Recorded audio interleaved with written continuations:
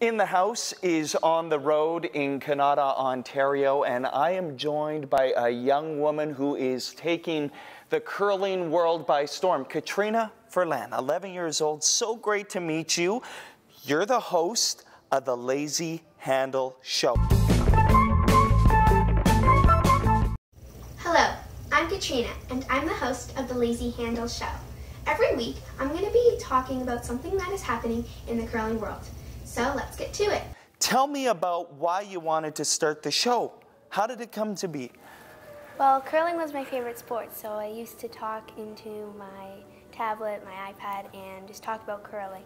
And one time my dad heard me just talking all about what's happening in the curling world, and he asked why. And I said, well, I pretend to have my own YouTube channel. And then he said, well, why don't you make your own YouTube channel? So then that's what happened, and we decided to make this, and it was great. I had so much fun. So you and Dad have a conversation and you say, yeah, let's do this. How did you come up with the show name? Because people love it.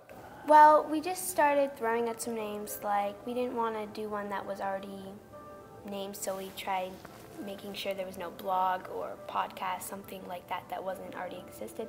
And Lazy Handle Show didn't seem like one that would existed, so we decided to go with that one, and I really liked it because I see a lot of lazy handles.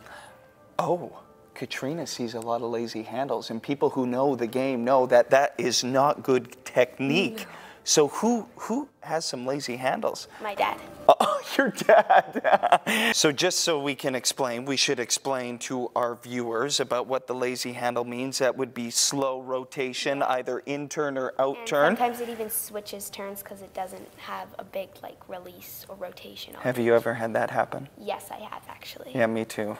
It's not good. No, I don't. It doesn't go where it needs to go. Yeah, it has switched turns on me before. Tell me about your idea behind that first episode.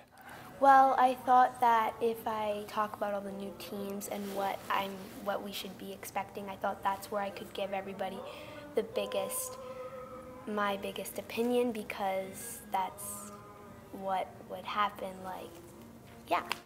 So. Were you worried about giving your opinion sometimes? Sometimes I could see when you were talking about teams, you would kind of go, I don't know if I should say this. Yeah. I was a little bit worried because, of course, people are going to disagree, which I actually kind of like that. It means we have different opinions. I don't want everybody to agree with me all the time. So. You're serious about this? Yeah. What position do you play? I play lead because I'm not super experienced in competitive curling. This is my first year. Wow. I'm also the youngest on the team, which is a little bit hard sometimes, but I find it fun.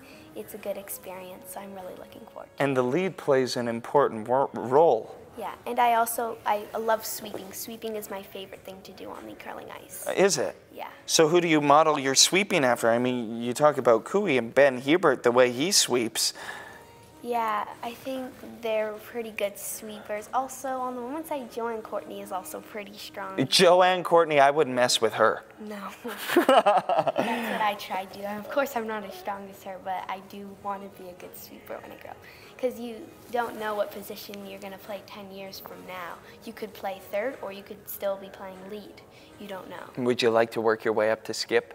Yeah. That's the goal? Yeah.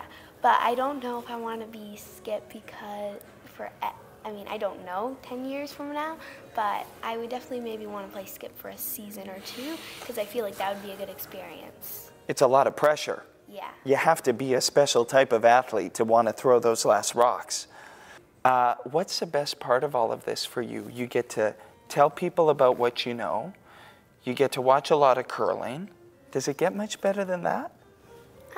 I think it's perfect how it is. I love that I'm getting an interview now, and I get to do all these YouTube videos for people. They get to see my predictions and what I think. Maybe they had a certain opinion, and they say, wow, that's actually a different opinion. I wasn't even thinking that. So they could be kind of thinking of the differences, and I think it's pretty fun how that all works.